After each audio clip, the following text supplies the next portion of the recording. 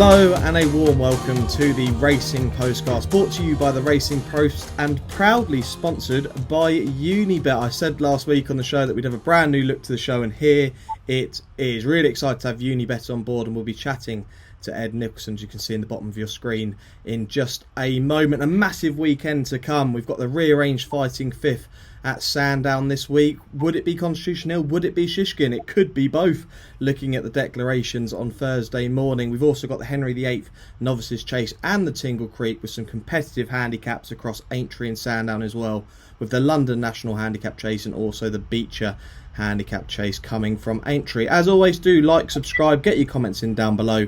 Let us know you are enjoying the show. Let's find out who's on today's panel then, and we'll start off with our brand new fourth member, Ed Nicholson from Unibet. Ed, pleasure to have you on board. What can we expect from Unibet over the sponsorship of the Postcast? Well, great to be here, Sam. Plenty of offers, promotions, boosted prices. We also have a money back second and third as cash every single weekend. And plenty of videos as well. We're going to be playing some today, I think, from our ambassador, Nicky Henderson, and this time Nico de Boinville, talking about their big weekend runners every Thursday. So, yeah, plenty to look forward to. Hopefully jam-packed full of offers, promotions, videos, and hopefully some winning tips. Yeah, looking forward to find out what Nico has to say about Constitution Hill and Jonbon, his two big rides this weekend. Who else joins me on the panel? We've got David Jennings, our Deputy Irish editor, last week on the show, a 28-1 winner of Get a Tonic. Take a bow, Mr. David Jennings. Yeah, I'll take a half a bow. I'm not going the whole way down because, to be honest, he was 6-1 when I tipped him, and I thought when he went out to 12s, I was like, whoa, 12s is a bit of value. Then it went 14s, 16s, 20s, and too many people heard that I fancied it, so that's why I went off 28-1. But absolutely bolted up. So we'll take them when they arrive, Sam. Absolutely, hoping for more prices like that this week. And Keith Melrose, loads of big staying handicap chases this week with the Becher and London National Handicap Chase. Keith, right in your bag, that. Absolutely is. It's probably my biggest punting weekend of the winter this, Sam, to be honest with you. So I'm really looking forward to it. Yeah, really exciting. We've got plenty of racing to get through, so let's crack on. And we start off at Sandown, where we started with the rearranged Fighting Fifth Hurdle. This is over 2 miles, a Grade 1 event where Constitution Hill is currently the 5-1 on favourite with Unibet currently. Love Envoy is 13-2. You Wear It Well is 11-1, 12-1 about Shishkin. Goshen 33-1, and Not So Sleepy is 40-1. We get to see the champion back in action here, but before we start previewing the race, let's find out what Nico had to say about his big ride this weekend. So we're joined by Unibet ambassador Nico de Boinville in Seven Barriers Tack Room to talk about this weekend's rides. Nico, Constitution Hill, obviously disappointing he didn't run in the original Fighting Fifth, but the BHA rescheduled the race and it's on Saturday. You must be really looking forward to getting aboard the horse. Yeah, they've done a fantastic job to get it back on, because it was a bit depressing that Newcastle was off, but these things happen. Looking forward to getting him out. I rode him this morning, he seems really well. And him and Shishkin might possibly run. I think we're just depending on what happens with the ground and what happens with the weather, but they're both in good health. And Constitution Hill loves Sandown, which is the bonus. Yeah, he does. He won both his novice hurdles round there. He won the Tolworth round there, so and he won on heavy ground. So looking forward to it. Mind you, the opposition loved Sandown as well. Love Envoy and You Wear It Well. Yeah, both of them were going to take you on at Newcastle, and probably they do have a better chance of Sandown, but Constitution Hill has been giving you a good feel at home? Definitely. He schooled the week before last, and he seems in good order.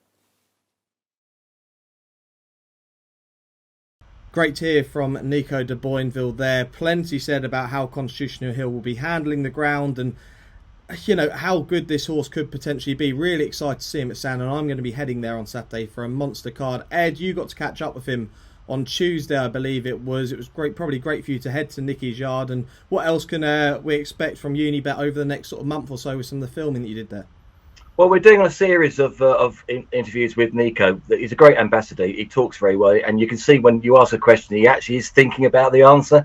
Plenty of jockeys just give the standard answers you see after like a football match being interviewed by the players who just scored the winning goal. But Nico actually does think about things very, very much, and we're going to be doing a series of interviews with him, going through his racing silks, the colours that mean most to Nico. So we'll talk about, you know, the JP McManus colours, the all the colours that have won him big races, and ask him just to to tell us what he thought when he was riding those horses, and maybe get to know the real Nico. So we've done the filming. It lasted 3 hours. It was great fun. I'm really looking forward to putting it all together, and we'll play some of the clips in this show in the weeks to come. Yeah, absolutely. And Constitution Hill, we don't need to spend too much time on this, Ed, but he's your winner, is he? Yeah, I mean, yeah. He's rated 175, £12 clear of anything else. We've got a special offer, which is a 4 to 5 on him to win this and then win the Unibet Champion Hurdle. Obviously, the Champion Hurdle is a race we've sponsored for many years, and the Fighting Fifth is a race that we've sponsored in the past as well. And as we all know, Nicky Henderson loves this race for his Champion Hurdle horses. I think he's had 13 runners and 7 winners in the last 20 years, and only one horse finished out the first 3. So, yeah, it's a Nicky Henderson appreciation race, isn't it? And he's also got the top 2 in the ratings, I suppose, with Shishkin, which is an interesting contender I'm sure we'll talk about. But, yeah, I think Nicky wins this with Constitution Hill, don't you? Absolutely, yeah, completely agree. It's very easy to say, though, David Jennings, we actually previewed this last week. Obviously, it didn't go ahead, but we've got a slightly different field to look at now with Shishkin entering the mix. It's probably going to be the same conclusion, but what do we make of Shishkin being potentially in this race? Yeah, we'll come to Shishkin in a second. Did you say it's 4 to 5 for Constitution Hill to win the Fighting Fifth and then win the Unibet Champion Hurdle? Is that right? Yeah, 4 to 5 to do that. Yeah, to win the Fighting Fifth and the Champion Hurdle. That's an incredible price, yeah. Look, I wouldn't. It's obviously, we're just about into the second week of December, and you have to wait till the middle of March to get paid, but you're basically getting 4 to 5 on Constitution Hill to win the Champion Hurdle, which to me seems incredible. I'd be surprised if that lasted, Ed. That's a terrific offer from Unibet. I'm sure listeners to the Postcast will be falling over to themselves trying to get on that, because that is basically, you're backing him to be still breathing in March, basically. So what price is he to be breathing in March? That's probably it, because, look, he's the best hurdler that I've seen, and I'm sure he's going to win this race quite comfortably. The one horse who's, obviously we know he's an enigma is Shishkin. Obviously he's not going to win, but I am surprised that, like, Love Enva, who's rated 153, is whatever, a solid second favourite, and Shishkin is as big as 16 to 1 and 12 to 1 generally. Like, I don't think Shishkin will win. But I've thought all week that he was probably too big of a price, and maybe the fact that he mightn't start is factored into the price. Obviously, the 2 miles is factored into the price, and obviously the fact that the race is over hurdle. So he has an awful amount of negatives to try and get over. But on pure ability, surely he's got a lot more pure ability than Love Envoy. You wear it well. Well, Goshen is Goshen. You never know what Goshen's going to do, and not so sleepy. So, look, I don't know. Maybe I'm mad, but I just thought, if you're getting 16 to 1 about Shishkin, or maybe getting a decent price without Constitution Hill, who knows? Maybe they both won't run. I don't know what the way Nicky is thinking, but I'd imagine at this stage he's gone this far with both of them. I'd imagine they will both run. Maybe Shishkin won't start, but maybe he will, and I wouldn't be one bit surprised if he finished second, to be honest with you. Okay, a 1-2 for Nicky Henderson, potentially in the Fighting Fifth for DJ. Keith, Melrose, probably in the same opinion that Constitution Hill is going to be winning this. Who would be finishing second for you? I was tempted along the same lines as DJ, the idea of Shishkin finishing second. My only thing against that was that, basically if James Bowen gets him to 3 out still interested, that's the race won, as far as they're concerned, because it's all about the King George for him and doing that. So it's whether the sort of, if he's there and gets revved up properly, he's the second best horse in the race, no question, and I can definitely see that case. I would just be a little bit reluctant, because I think the objectives are slightly different from Shishkin, given those shenanigans at Ascot the other week. Okay, Sam, one thing I would say is that it's interesting. The last 5 times Constitution Hill has run, Nicky Henderson horse has come second on 3 of those occasions. Mm-hmm. So 16 to 1 Shishkin second. If they both do run, maybe that's the forecast. There we go. See what the forecast could be in the opening race we've previewed there on the Postcast. We move on now to the 150 there at Sandown, which is another Grade 1 event. It's the Henry VIII Novices Chase, just shy of 2 miles here, where JPR1's the current 7-4 favourite with Unibet. Colonel Harry 130, ICO 7-2, Unexpected Parties 4-1, Petit Tonnerre is 10-1, and Gary Moore trained Le Patron is the outside of the lot at 18-1. Another Grade 1 event here. Ed, who's taking this one? I've found this to be an interesting race.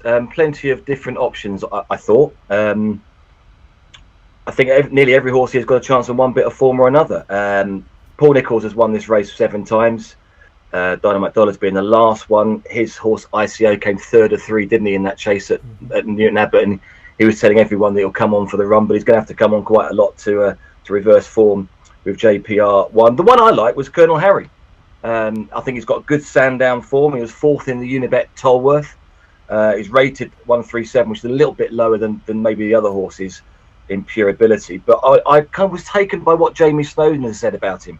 He said he's a better horse than That's All Right Gino at the stage of their careers. And he thinks that he could be even better. Now, he said that before That's All Right Gino's gone on and won one of the biggest handicaps of the season. But I was interested by that comment, because he's a very good trainer, as Jamie Snowden. And Colonel Harry, I think, would be quite a good option in this race. Okay, Colonel Harry, 130, currently with Unibet. Keith, what did you make of JPR1 in this race? Obviously, the fall at the final flight at Cheltenham last time wasn't ideal, but was going to go and win that race quite comfortably, it seemed. Is he the most likely winner here? Possibly. I mean, yes, he was going to win that race at Cheltenham, but he was sort of fancied that day because it wasn't that much of a Grade 2, and now he's stepping into a Grade 1. I thought the bet in this race was Isio, to be honest. You've got to have a bit of faith in that Newton Abbott run last time. He'd won on his seasonal reappearance 19 days earlier, you got to remember, and he did just look like a horse that was feeling something, I thought. I don't know if anything came to light. I'd be interested to read what the trainer thinks of what happened there. But the time before, he'd looked a pro, turning up over fences on his chasing debut. He won the Imperial Cup here in March over hurdles, and just looks like the sort of Paul Nicholls horse that's going to go on and be that sort of Grade 1 level novice chaser. You just have to you have to turf that one out of your mind. You know, JPR1 beat him by 13 lengths, but £15 better terms for Isio now. So even taking it very literally, he's not got much to find, and I think he can definitely bounce back from that. He looks like the sort of horse that's going to go on and be a much better chaser than he was a hurdler. I just thought he was a tremendous bet, about 4-1. Okay, Isio for Keith. Melrose. David Jennings, I remember you were there at Cheltenham the day that I was there when JPR came down. I didn't actually see the race, but I just heard the crowd's noise as this horse fell at the last. A massive shock. I think everyone and their dog was on it that day. What do you make of this one? Is he going to go and win this? I don't think so, no. I think the first thing to say is, like, it's a poor crop of British novices. Like, if you look at JPR1, his favourite for the first Grade 1 novice chase in the season in England, and he's 33-1 to win the Arkle at Cheltenham. So I think it's safe to say the Arkle will be going to Ireland in some shape or form. With JPR1, I'm a bit like Keith. I thought he was exposing the limitations of a poor race at Cheltenham. But the one thing I kind of came away from that day and that race was that Petit Tonnerre is going to make a nice chaser, and I can really see why they're sending him over fences so early in his career. He's only a 5-year-old. I don't think John Joe O'Neill, I don't think winning that day was the be-all and end-all. Not to say that he wasn't trying or anything like that. I just think it was a case of giving him a nice experience, getting him into a rhythm. And I thought he did both of those things. I thought he jumped safely, didn't jump exuberantly. I thought he looked natural. He never looked like falling at any stage against JPR1. Now, what would he have been beaten if JPR1 didn't fall? Possibly 8 lengths, I'd imagine.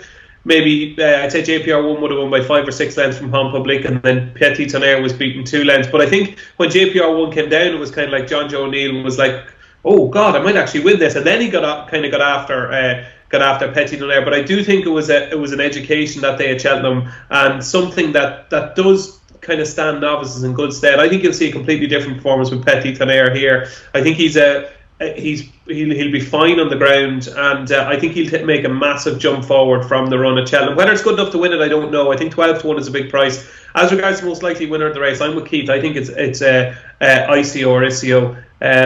I think you can always forgive one horse one really bad run, and it was too bad to be true. He was beaten too early, and just go back to Sandown last March and that bottomless ground. He absolutely hammered Knickerbocker Glory, giving Knickerbocker Glory £3.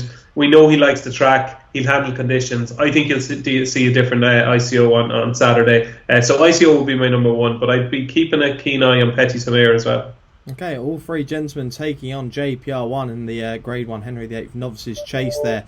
Interesting to see how that one turns out. We go on to a handicap hurdle now. This is when it gets really competitive. A Class 2 event here. Again over 2 miles, the 2:25 there at Sandown. It's Impostoir who tops the market at 2-1. Spirit d'Onu and Buxy de Esperes is 6-1 joint second favourites. Arcube is 13-2. Punta del Este is 7-1. Gilles Jaune is 9-1. Red Rookie 12s and 16-1 bar these. Ed Nicholson, we're going to be expecting an extra place here. Are we getting one? we're not doing an extra place in this race, actually. No. But in the last race, you didn't come to me because I was going to let you know we are offering a super boost on the 150, the race there, the Henry VIII Novice Chase super boost, which is, for those that don't know, we boost every horse in the race by one price up the ladder. So whatever our prices are for every horse, you'll get one price above. So that's one of 2 super boosts that we're running today. On Saturday. Imposé Trois looks the winner here, though. I mean, 5-2 though. I was trying to look to see if I could oppose the Nicky Henderson JP McManus horse, but because it is very short, I'm sure the value seekers here will think 5-2 is a ridiculously short price for a horse in a Sandown handicap like this. But he's just improving. He won so well last time. Has gone up, I think it's £10 from that easy Cheltenham victory up to 131. And as Nicky said to us on our blog, he has to play with the big boys now. But he is improving, and I think he could just about take this. But he is a horse they think plenty of, and he has been started with a kind handicap mark, let's say. But he's going to have to mix it with the big boys today. Yeah, currently 2-1. Impostoir and Nicky Henderson could be in for a big day, obviously, with Constitution Hill and Jonbon also running on the card. David Jennings, we expect a big handicap hurdle winner from you once again. Who do you like in this? This is my nap of the weekend. Punta de l'Est. I was just praying that Impostoir wouldn't be declared, and Impostoir has been declared. But my thinking with Impostoir is maybe the ground might just be too soft for him. Now who knows? Like he's a bit of form. He's beaten in a maiden hurdle by Egbert at Ludlow on pretty soft ground, and he won in France on soft ground. So maybe he'll be fine. But he's got up £10. And he's running a better race now, but he could just be, as Ed said, a few steps ahead of the handicapper. But by God, he will need to be, because at long last, after waiting a long time, Punta de l'Est is finally going to get his beloved soft, hopefully bottomless ground. And if it is riding as testing as we expect it to be, we'll come to Keaton in a minute and he can give us an indication of just how soft it's likely to be. He'll know more about that than me, but I'd imagine it's going to be seriously testing. I just thought the run at Wetherby behind Richmond Lake was a real pipe opener for the season. To me, everything about this horse is ground. He hasn't really got a chance to show how good he is on really bottomless ground. I know it was officially soft for the Boodles at Cheltenham, but I don't think it was bottomless that day either. Like, it was Cheltenham Festival soft ground in the Boodles. I didn't think he ran as bad as his finishing position suggests either. He finished 14th that day against Jazzy Matty, but he was kind of wide the whole way. Got a bit of a nick after 2 out. It was just a bit of a tale of woe, to be honest with you. And even next time at Ascot, I actually thought he ran far better again on ground that was way too quick for me. He was too keen that day under Harry Skelton. Tristan Durrell, who rides him here, who claims £5, rode him at Wetherby as well. And the fact that he's rated 121, like, I'm sure they think this is a far better horse than a 121 rated horse. Tristan takes off £5, and he's good value for that, which means effectively he's running off 116. These are his terms and conditions. This is everything that he wants. If it is bottomless, he'll be 7-2, not 7-1. So I'd advise listeners to take the 7-1 now. I think he'll win some. Okay, Punta de l'Est. Those who watched last week's show will know that DJ gave this horse a big mention. Said if he ran really well, he did nothing wrong. He did nothing wrong last week. If the soft ground were to come, definitely worth being on side with Punta de l'Est, and he is on side here. How soft is it likely to be, Keith? On that hurdles track at Sandown, if they're inspecting for potentially waterlogging, and that hurdles course is just, it couldn't be deeper. It's one of the deepest tracks in the country. So yeah, it could get really, really testing over hurdles. Fences, it tends never to be quite as bad at Sandown. Certainly not when it's not as biblical and deep as the hurdles track tends to get. But it's going to be deep ground. You know, we've heard quotes from the Clark of the course that are, you know, they're not even 101 to go ahead, the sounds of that. So it's going to be, you know, it probably will go ahead, but it's going to be very, very testing ground out there. Okay, and Sam, go on, I don't want to disappoint you. I've just realised I've disappointed you with that extra place information. So we will go an extra place with Unibet in this race. Let's just do it. I did think we'd get an extra place there, Ed. So thanks very much. We've got 4 places on this race. Who's going to be taking that 4th place, Keith? I might need it. Because I've gone for a bit of a swing, thinking that this was maybe, you know, a very competitive race, but it'd be not much more competitive than the races G.D. John's been running in. You know, he's been running in some of these good races. He turned up in the old free handicap at Chepstow, got beaten that, but then turned up at Cheltenham next time, finished second to Blue King Doro, who won the Ascot Hurdle on his next run, and then finished third in another really good race at Ascot last week. Gin Coco was in there, who's very progressive horse, very still up and coming, and Favoire, who's obviously won a county hurdle. So he's already, even though he's only 4, he's still already mixing it with the big boys and getting there all the time. I thought he was quite a good each way bet, and the sort of horse you definitely look to back in a race where you're getting extra places. Okay, Gilles Jonia currently 9-1 with Unibet. Let's move swiftly on then to another Grade 1 event. We move on to the Tingle Creek Chase here. Again, at just shy of 2 miles. It's the 3 o'clock there at Sandown, where Jonbon tops the market. He's 4-1 on currently with Unibet. Edwardstone is 6-1. Boot Hill is 11-1. Haddix de Zobo is 14-1. And Nube Negra, the outside of the lot, at 20-1. And Ed Nicholson also caught up with Nico de Boinville with regards to his ride on Jonbon after Aidan O'Coleman being out injured. So let's find out what Nico had to say now. So we're here in the racing tack room of 7 Barrows. It's an amazing place, plenty of bridles and colours and silks. And we've even got Nico de Boinville here today. Nico, you ride Jonbon at the weekend in the Tingle Creek, one of the 2-mile chases of the season. How is Jonbon, and what chance do you think you got? Well, Paddy, who rides him every day, has said he's come out of that race very well, the Schloer Chase, and it's all systems go for Saturday. And the feel he gave you at Cheltenham in the Schloer Chase, I mean, people telling me about the time of the race, the way he jumped, that's the first time they thought he's a real deal over 2 miles. It must have given you so much to look forward to for the rest of the season, winning that so well. Well, for JP and all his team, it was fantastic that he came out and did that, and it certainly sets him up nicely for the season ahead. One question about Jonbon and ground. What do you think his best ground is? Will he have any problems with the ground at the weekend?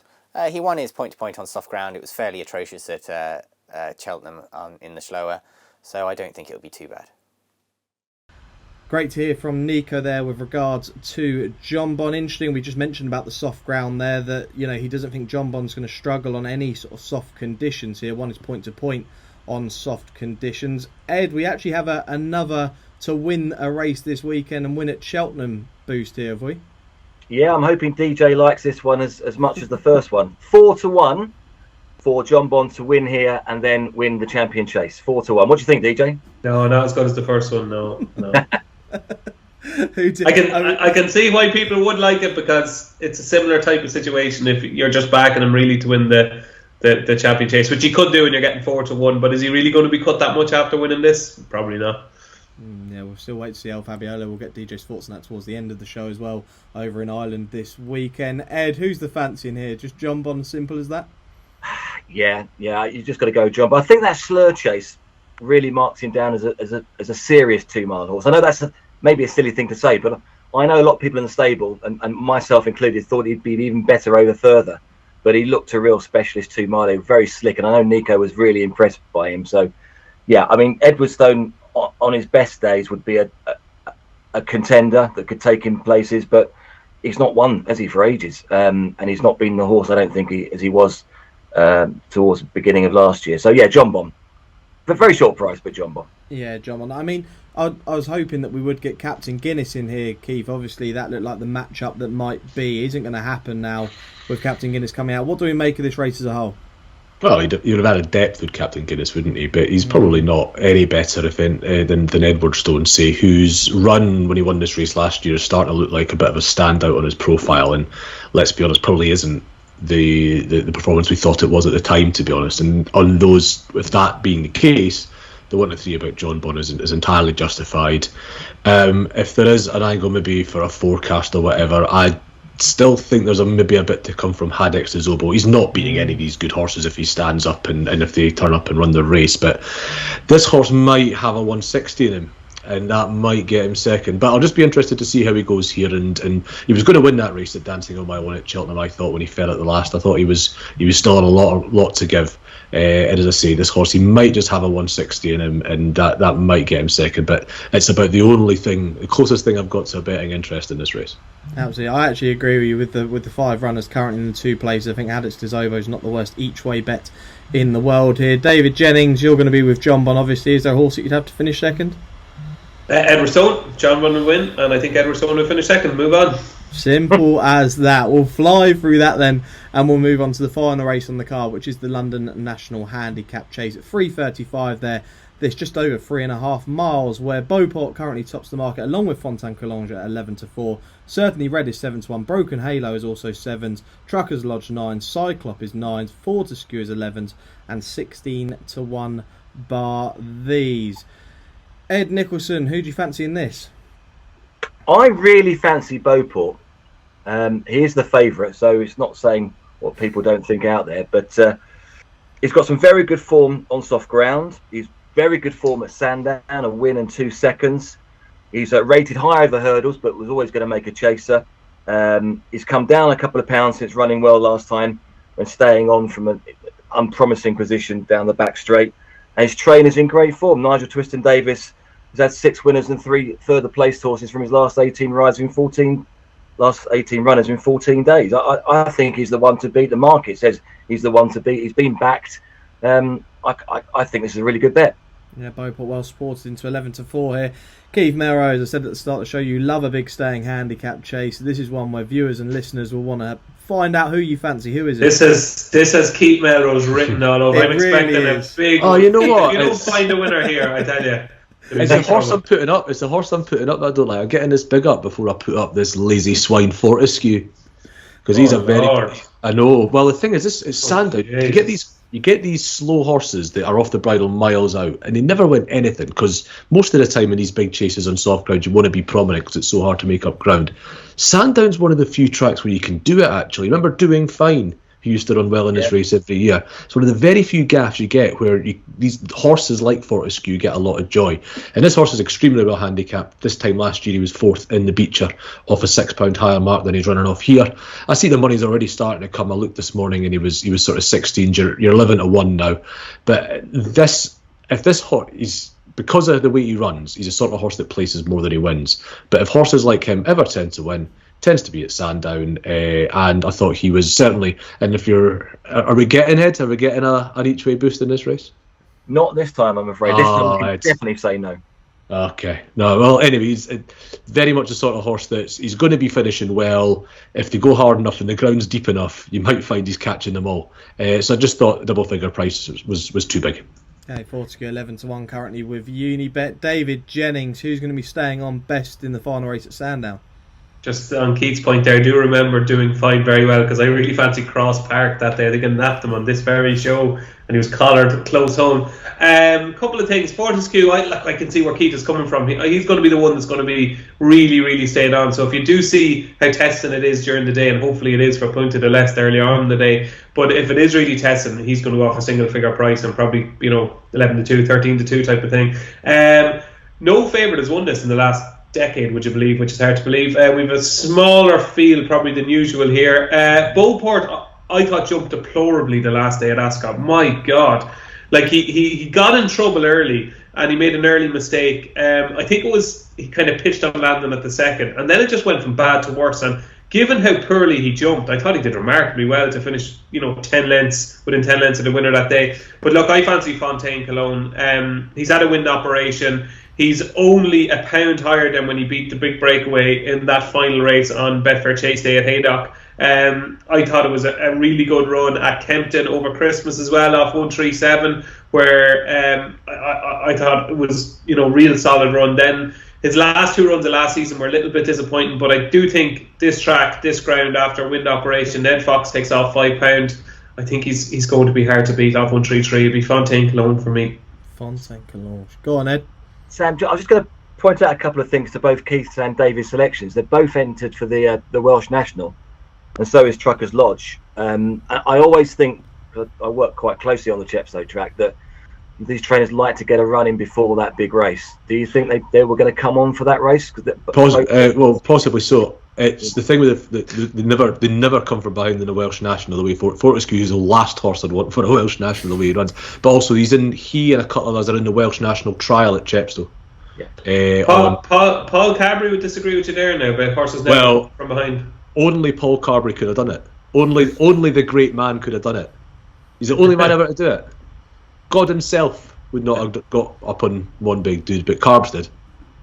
Yeah, that was some right. My God. I would be a little bit worried, Ed, and the fact that Fontaine-Collonges was in Haydock last Saturday as well and was a late non-runner, So it would be, actually, was it Saturday before? It was a Saturday before, so 2 weeks ago, Fontaine Cologne was supposed to run in Haydock. So that is a little bit of a worry, but I don't know. I think Venetia is one that when they're there, if they're fit enough and good enough, I think they'll be back there. So I would be with Fontaine Cologne, and I'm going to try and find another hold-up horse who won the Welsh National there. Modern Venetia is often first time can be the time to get them a lot with Venetia the last couple of seasons too. Synchronised. There's another one that was held up. Synchronised. Oh, he held himself up. Well, there are the gents' selections for the London National Handicap Chase. Hopefully we land a big winner there. We're going to be discussing Aintree shortly after this, but here's some of the main reasons you should be signing up to Unibet. Want betting on the horses to be anything but flat? With an app that impresses every time out. You're on. Want to watch live streaming of races in the UK, Ireland and around the globe? And get a chance to win even bigger with 3 Uniboosts every day on any horses you want. Unibet, you're on. Welcome back to the Racing Postcast, brought to you by the Racing Post, sponsored by Unibet. David Jennings, Keith Melrose, Ed Nicholson and myself, Sam Hart, steering you through the weekend action. We move on to Aintree now. We've got 4 races to cover there, and we kick things off with the 12.55, which is the Horton's Mares Chase, a listed contest over 2.5 miles, where Zambella is currently topping the market at 5-4. Pink Legend not far off it though at 11-8. Burrows Diamond 10-1, Sacre-Cœur is 11-1, and Le Romani is 12-1. Ed Nicholson, this was a race that got switched to ITV. They took out the 130, put in the 12.55. Who do you like in this? Well, on ratings, it only centres around the first 2, doesn't it? They're way clear, Zambella and Pink Legend, and I like Zambella a lot. I think she's a really game mare. She's come 4th in that mare's race at Cheltenham the last 2 years, isn't she? 4th for the last 2 years. But an interesting stat is that for the last 3 seasons, she's got beaten on a debut and then won the next time. And I do like Pink Legend. We spoke about Venetia Williams just a moment ago, and Keith was talking about quite often the time to get them is first time out. Pink Legend has actually got a good record after a long layoff. She's won 3 times after a layoff: 212 days, 316 days, 218 days. Bang, in she's gone. So she does like a layoff, but then winning. She's also done it with 57 days off as well. I just thought Pink Legend of the 2 would be my selection, given those stats. And those stats don't always prove successful, but as horses get older, they tend to even need their first run even more. So I think Pink Legend will, having shown a liking for having a layoff, will win this. I think she's going to be second favourite, but there's not going to be much between the 2 in the betting. Okay, Pink Legend, 11-8. Is it a 2-horse race for you, Keith Melrose? I tried my damnedest to think about Burrows Diamond, but I just don't think this horse was that interesting. It needs to be a bit more of a test than this race will provide for Burrows Diamond to become interesting. Because Zambella and Pink Legend are both the sort of mares that turn up in all these mares races. They're all small fields, and you got to have a horse that suits those sort of races, and these 2 mares do. I would agree with the market. I'd have Zambella in shorter than Pink Legend, mostly because she's a better jumper, and obviously this is Aintree, and even the Mildmay fence has taken an awful lot of jumping round here. So for that reason, I'd put Zambella in narrowly as fav, but I think I'd certainly defer to market wise. Both these horses are reappearing, and it's just a case of which one is likely to be ready. Zambella tends to do a lot more of our big performances around this time of year. Pink Legend, she run back to back in the spring this year, so maybe there's something like that going in, but I would certainly defer to how ready both these mares are sort of prepared to be. But Zambella should be favourite, all things being equal, besides that. Okay, Keith thinks Zambella should be the favourite. Agreement there, DJ? I don't know. I think this is your perfect case of racing tipping. Okay, so Ed made the case for Pink Legend because he said, look, Zambella doesn't really run well first time out and usually is better on her second start, and pointed out to the fact, and he was absolutely spot on, obviously, that Pink Legend won after 218 day break, 316 days and 212. But then there are people who will make the point and go, oh, I fancy Zambella because Pink Legend ran shocking on her reappearance last season, and it was an absolute shocker at Huntington. It was against Pictory in the Peterborough Chase, and she never really got into any sort of rhythm that day at all. Now, she was running against the Geldings.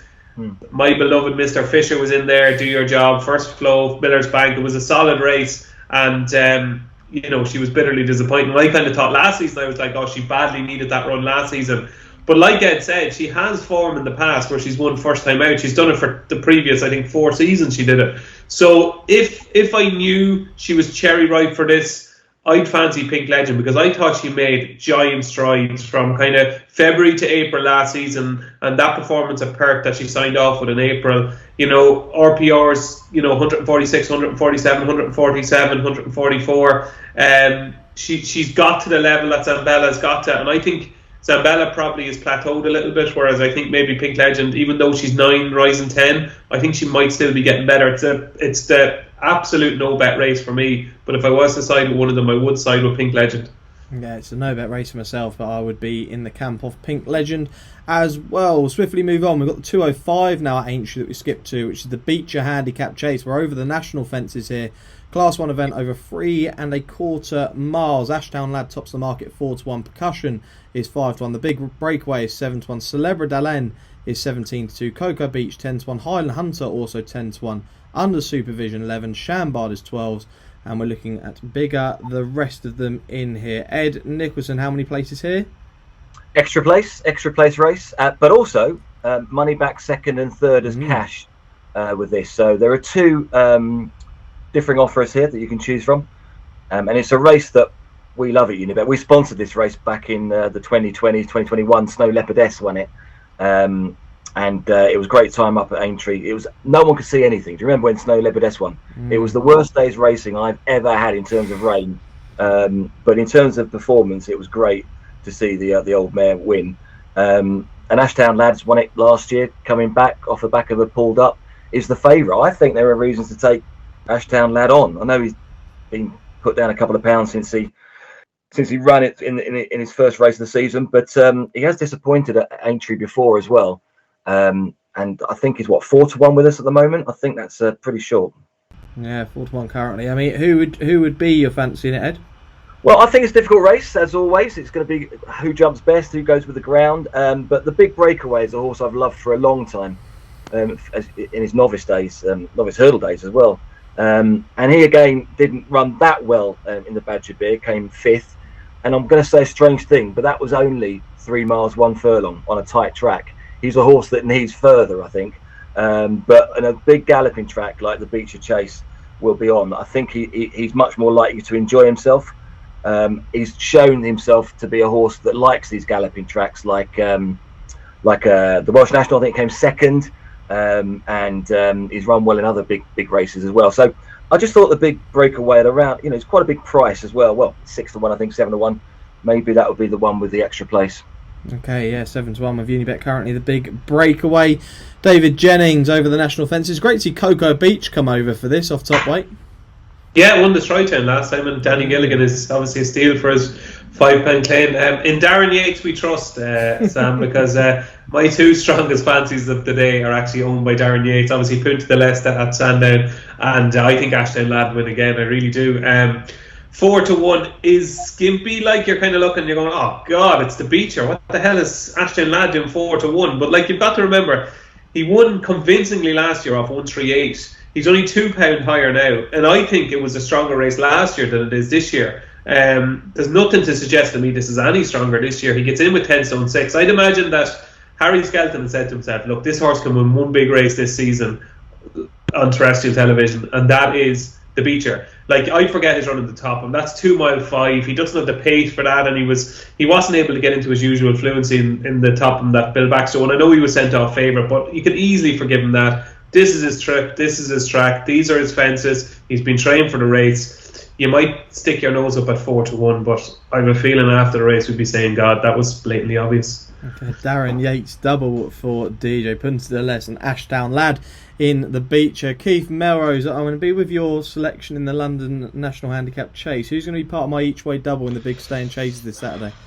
It's a hard race to come down on one, because I think DJ's got a lot behind what he says there. Ashtown Lad, they've found the right favourite, absolutely no question. I think the sort of second group, Percussions, Big Breakaway, Celebre d'Alain, Cocoa Beach, there's a lot of meh going on there. The Big Breakaway, there's an awful long running for him to throw his head in there, isn't there? He absolutely loves to do that, does a big breakaway. I thought he threw away the Welsh National, to be quite honest, and I think he might do the same if he gets a chance of winning this. So he's in my play spot, big breakaway, no question, but I don't think he's not a horse I'm ever really trusting to win. And I think with all these extra places you've got, I'd be looking at one at double figs, and to be honest, I've not settled on one yet. I'll have to have another. But the two that I think could really suit this, under supervision, wants flat tracks. Ran well at Cheltenham in November there, but this is a horse. His best form's all at Doncaster. He's got quite a lot of form in soft ground. It might be really soft here, but this horse, big horse, I think he wants flat tracks, and might well find that this is in an old Aintree race. He falls, because he's not a brilliant jumper, but you can go through the fences there these days, so not so worried about that. He's on the list. And also Sidi Ishmael, who was on my list before the Haydock race, and it turns out that the owners, I think the owners are all Scousers or something. They're certainly Liverpool affiliated, so this was the aim from day one. He's a sort of horse that suits Kevin Brogan, I think. Kevin Brogan, as far as I can see, hasn't ridden this horse before, but those ones where he sneaks in, he made his name riding horses like that round Ascot. It's a sort of ride he'll do well in. The horse has been trained for this day, has some good form, looking back to when he was second behind Bangers and Cash at Taunton in the spring, and then second to Trucker's Lodge, who was so well handicapped he couldn't get beat that day at Foss Lass. Stays forever. Ride's going to suit the jockey, and the price is starting to get a little bit skinny now. 14s we're getting with Unibet, but you were getting 20s earlier in the week. I'm going to settle on one of those two as my each way bet, but I think the market has definitely found the right favourite. The gaps, there's a bit of one of those races where favourites right, interest and outsiders, not much in the middle, and that's where the plays happen at the sides there on your favourite and on your outsiders. There you go, a few potentially for the Becher there. And remember, do get involved with that money back as cash of second or third with Unibet up to £20. Certainly worth getting involved with that. We move swiftly on to the 240, which is a listed juvenile hurdle over 2 mile 1 furlong, where Max of Stars is currently a favourite at 5-2. Le Fauve is 3-1. Liari is 130. Eagle Prince 9-1. Latin Verse is 11-1. Palio is 12-1. Knight of Allen is 14-1. 16s. Bar these. A listed juvenile contest here. Ed Nicholson, who are you with? Well, first of all, just to remind people that are watching that may not know about Unibet, we have a Uniboost, which is where you can choose which horses you want to boost. So we have price boost, which we price boost the favourite, and we also have the super boost, where we price boost every horse in the race. But we also have Uniboost. You can have 3 of these a day, and you might want to do that here. So you'll get the next price up on the price ladder. And this might be the race you want to do one of those Uniboosts on. It looks a very difficult race because there's not much form to go on for form experts such as DJ and Keith. So it'd be interesting to see and have a look for the future. It's worth a heck of a lot of money, 28 grand to the winner, listed race. There'll obviously be a lot of trainers that have pinpointed their juvenile hurdles for this race. And one trainer I love following in juvenile hurdles is Alan King. We all remember Catch It from back in the day, 2006-07. When he was off the flat, I think rated 82, and ended up winning, I think, 6 or 7 races, and finally won at Aintree. Actually won the big race at Aintree and the big race at Cheltenham, the Triumph Hurdle. He's got a horse here called Palio, who was similar type on the flat to Catch It all those years ago. Ran second in his debut over hurdles to a horse that everyone's talking about for the Triumph Hurdle, Burdett Road. Absolutely got stuffed by Burdett Road by 19 lengths, but they were 19 lengths clear of the third. When I was looking at the race, obviously I don't really know the form, there's not much to go on, but at 11-1 I thought that was quite a big price myself, from a stable that we know that does well. He's got probably the run against the best juvenile we've seen in this country, albeit beaten 19 lengths, but was upsize coming into the home straight. So that'll do for me. 11-1 Palio for Ed Nicholson. David Jennings, who are you with in this listed contest? Sure, I haven't a clue really, but Le Fauve would be the one that interests me most. The funny thing about Le Fauve is it only ran in the middle of September, and it's only won in France. You'll know more about the trainer than me, Sam, because I know you're a French connoisseur. Jay Boisnard trains it, but he was beaten in nose that day, and led basically everywhere bar the line up the run-in, and that was at Bordeaux. And I have no idea how good the race was, but the only thing we do know was it was very soft ground, and it obviously was a decent enough performance, because Connections forked out €105,000 to get this horse 2 weeks later. So I would say Le Favre is obviously really interesting. And I just go back to that race the other day at, you can tell me where it was now. I think it was at, let me get it for you here now. I think it was at, where was the Juvenile Hurdle? The Juvenile Hurdle was in Wetherby, and a horse called Courage won it. Did you see that? Courage beat Star Turn of Alan King's by 21 lengths, and just absolutely bolted up for Dan and Harry that day. Like, it was completely in a different league to the horses that it was running against at Wetherby. It was hammered in the market into 8 to 11. That was a recruit from France that we knew little about, I think, as well. So it's going to be interesting to see what we get from Le Favre. But if there is money for it, I'd imagine it probably is potentially above average and an interesting recruit to hurdling. So no bet race for me, but Le Favre will be the one I'd be most interested in. No bet race for DJ, but Le Favre. Yeah, I can't tell you too much of the trainer DJ over in France, apart from the fact that he's 0 from 11 in the last 14 days. So that's all I've got for you. Keith Melrose, who are you going to move in this? I'm quite interested. This maybe shows you how much of a no bet race this is, but I'm interested in another horse. I looked at Liari, who won for Paul Nicholls on his debut for the Yard at October Canton. And this horse, I can't remember the last time Paul Nicholls got a horse bred to be this fast. You know, he's from a family of 100 plus French flat horses, RPRs, by Cracksman. You know, achieved 89 RPR himself in France. Won, you know, a good race. He won races at Toulouse and ran it. He run up against some really good horses actually in France. He was second or running a race behind Back to Black, and you know, he's basically a fairly useful French flat horse for Jean-Claude Rouget. Come to Nicholls, got up 4 to 5 for his debut for the Yard, and won that race a little bit workmanlike, but we know how much the Paul Nicholls horses are tending to come on for the first run, and especially these juveniles. You know, he knows the big pots are down the line with them, and this race is a case in point. It's worth 50 grand. So I'm really interested to see how this horse gets on, because I can't remember a time when Nicholls, or I'm looking back a fair few years to remember a time when Nicholls got a horse that was this fast. It definitely looks like a watching brief, and one where we could learn quite a bit from in the 240 there at Aintree. We move on to our final race that we're going to be previewing on ITV, which is the 3:15 there at Aintree, a handicap hurdle class 2 event over 2.5 miles. Sonagino currently tops the market with Unibet at 4 to 1. Basher's Reflection is also 4 to 1. Sorry, Vicky Vale is 5 to 1. Benson is 7 to 1. Holmes St George is 17 to 2. Chance of Tune 11s. Prince Zaltar and Voix de Rêve 12 to 1 and 14 to 1. Bar these. Ed Nicholson, the final race that we're going to be previewing here on the Postcast. Who are you with? Sonny Gino. He's been going up the handicap. Some might think he's handicapped out of it. I was at Chepstow, the times he won off 119, and 3 weeks later 133. Came 8th in the Unibet Greatwood Hurdle last season, and came 4th in it this year. Always a good race, the Unibet Greatwood Hurdle, as we know. And he's run well in other big handicaps as well. Ran well at the track. I watched the video this morning, and he seemed to be in a hopeless position at Aintree last time he ran there. And I think he was 8th or 9th coming into the home straight, and was in the inside and weaved his way through and was finishing the strongest at the end of the race to finish 3rd. He is probably a little bit high in the handicap, to be brutally honest, but I think he likes a fast pace. He's another of these horses that sticks his head in the air. He's worn noseband, he's worn cheek pieces, and they look after him. They normally come away from horses when they run him against things. At Chepstow, he always comes up the rail.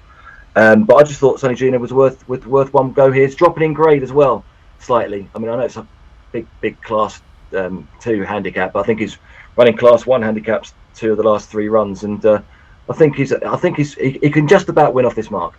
Okay, Sonny Gino for Ed Nicholson. Keith Melrose, who for you in the last?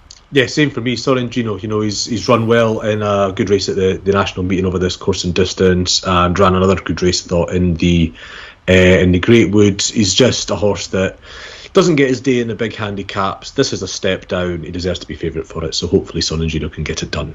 Hat-trick David Jennings, surely this is the first one. No, this is a disaster, because we've gone through the whole basically through the whole card at both, the televised races, and we haven't reached agreement. I haven't reached agreement with Keith on any race, or Ed on any race, apart from Jonbon and Constitution Hill. I'm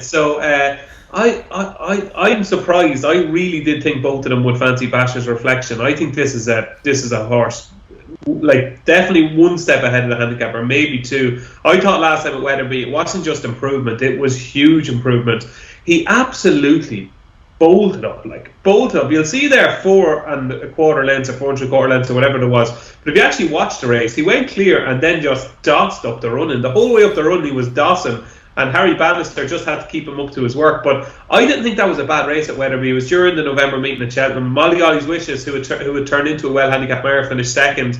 And Rafferty's return in some good form going there and got the run of the race out in front that day under Ross Chapman. I thought it was a real solid performance. I thought he'd definitely get a stone for it, or definitely get £10 anyway. He got away with 7. He's got up to 121 now.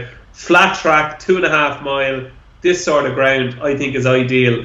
So this will be the third of my big three. I'm going Punta de l'Este, Ashdown Lad, and Becher's Reflection. If those 3 win on Saturday, you might never see me again, Sam.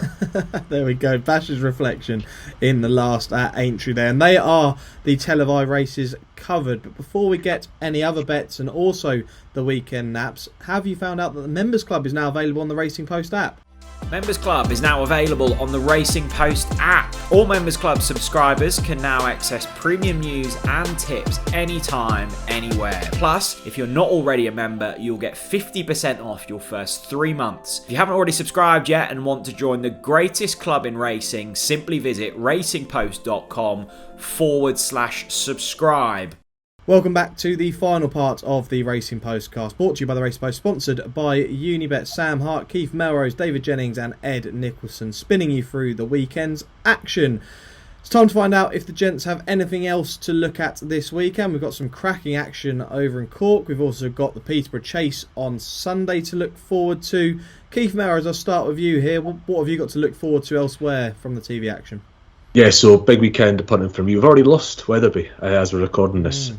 So that's one straight struck off, but I've got a couple others. The race that got bumped off the telly at Aintree, the 130, good 2.5 mile handicap chase that's sort of a replacement for the Grand Sefton, which used to be on this card.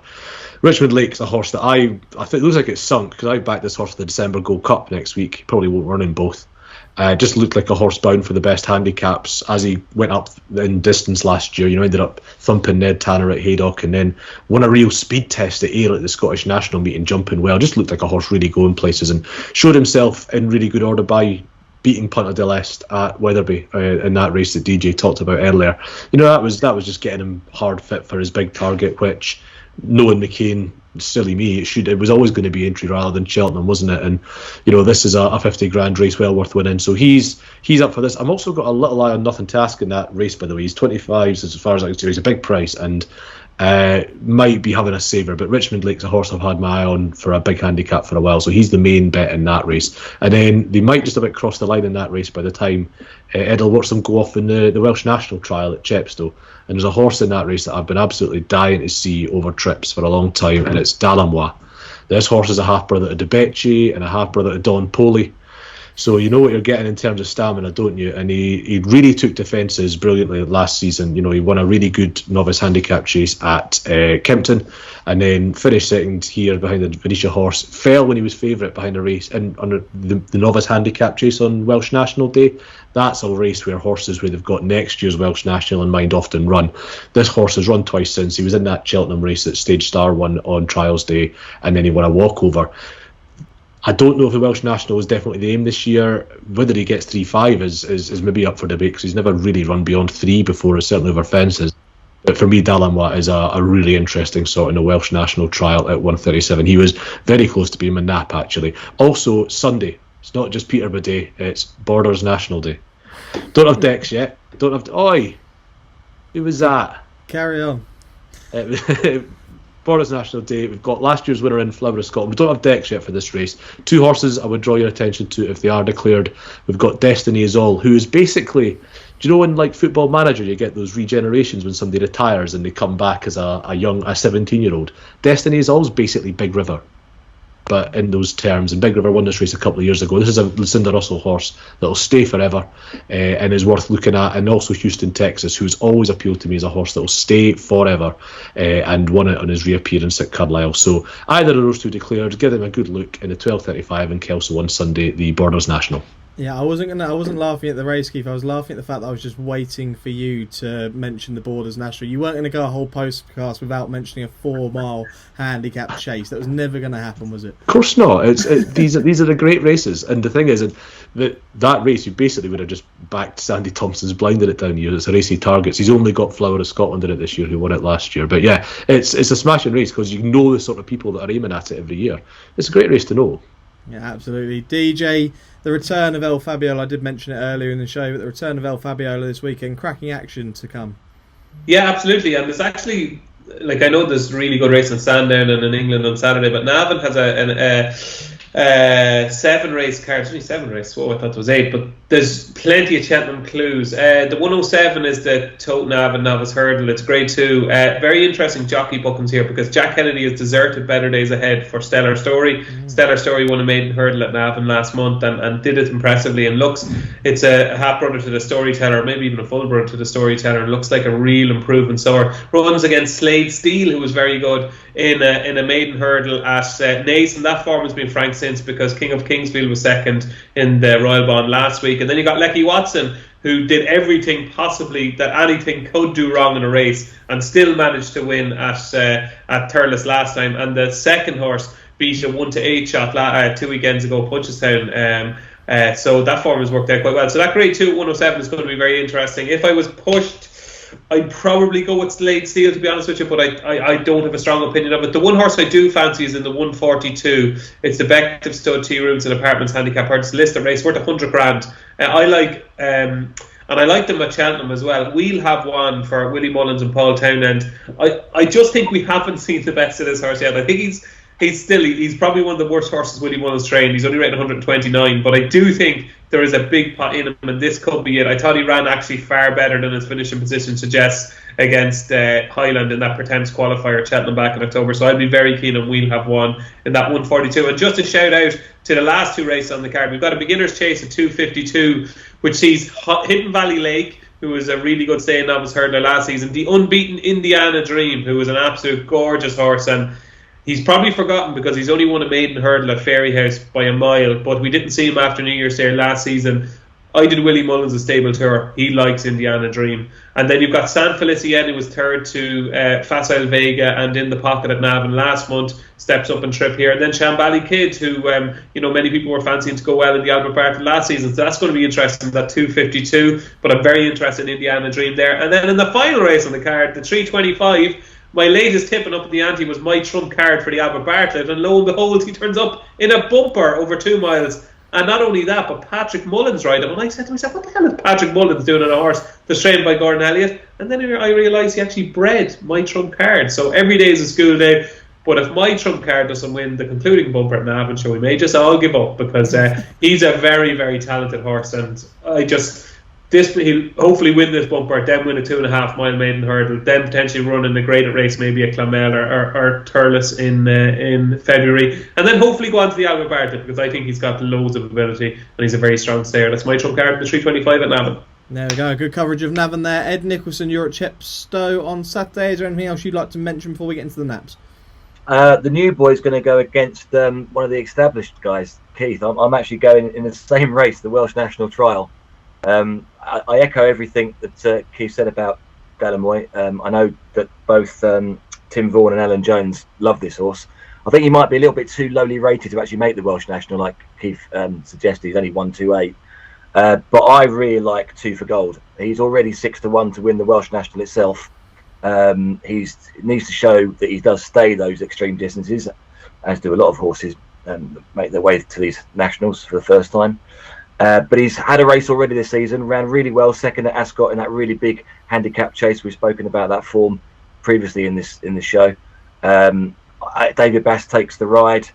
It's a highly rated individual, 154. Does have to give weight all round, but I think I'll be welcoming 2 for Gold into the winners' enclosure come Saturday afternoon.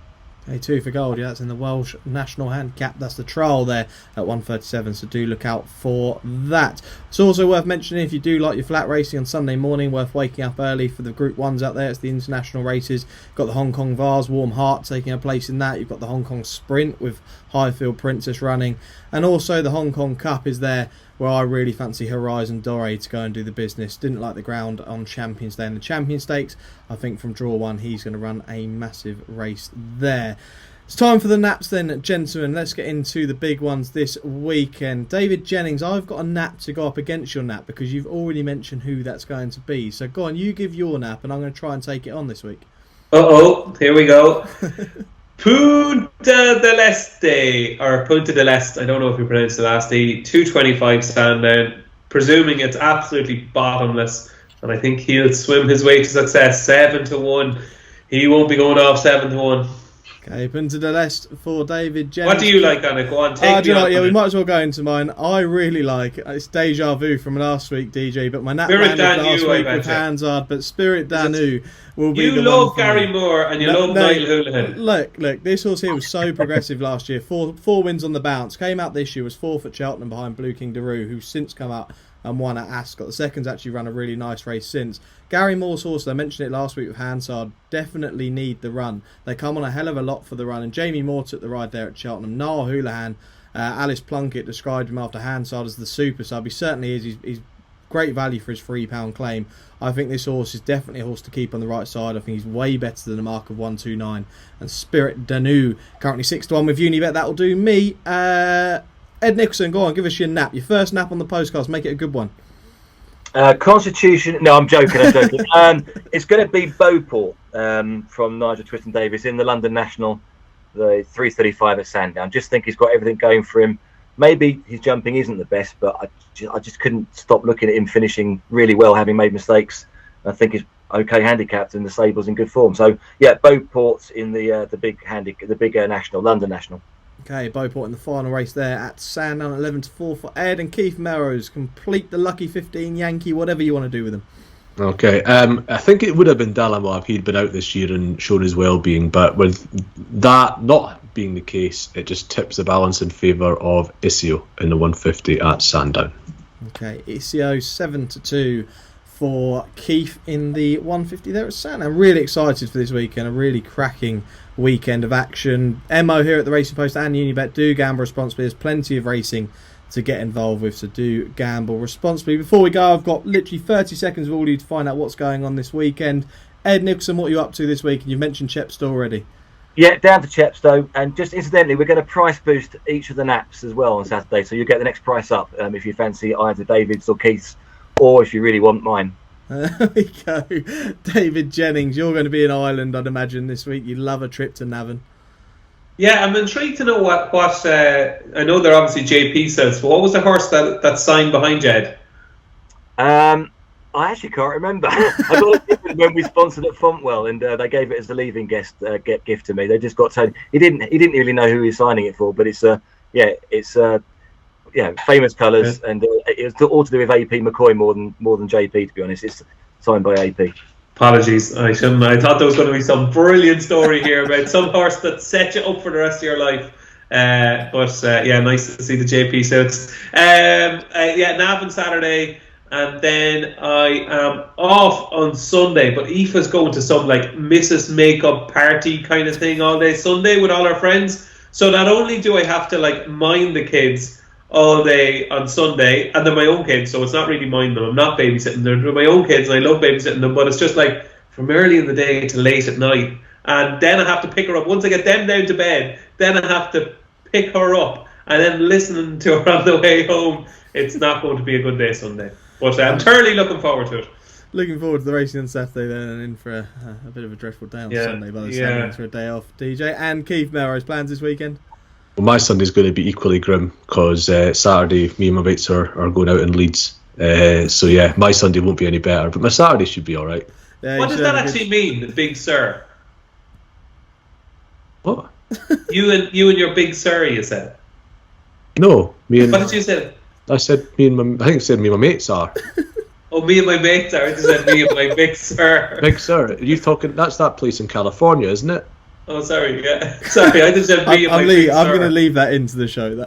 Yeah, me and my big sir, I thought you said, but you said me and my mates are. And I thought it was me and my big sir. And I was like, oh my God, what's that? Sorry, apologies. There we go. Keeps out in Leeds on Saturday. I'm going to be heading to Sandown. I'm looking forward to that on Saturday, and I'll be heading in the evening to Winter Wonderland in London for a few drinks. So looking forward to that, and a recovery day like Keith on Sunday, I'd imagine. Look, massive thank as always. Say Winter Wonderland. That's absolutely massive. It's massive. I've never seen it before. Park. Yeah, it's a really cracking day. If you've never been, certainly worth coming to London for that. Some people will say, a lot of parents will say probably not, but no, it's a really good day out. So that's my weekend plans. Big thanks to all the gentlemen as always. Big thanks, Ed, for your debut on the Postcast. What a great debut to have. We love this show and great to have you on board. Did you enjoy it?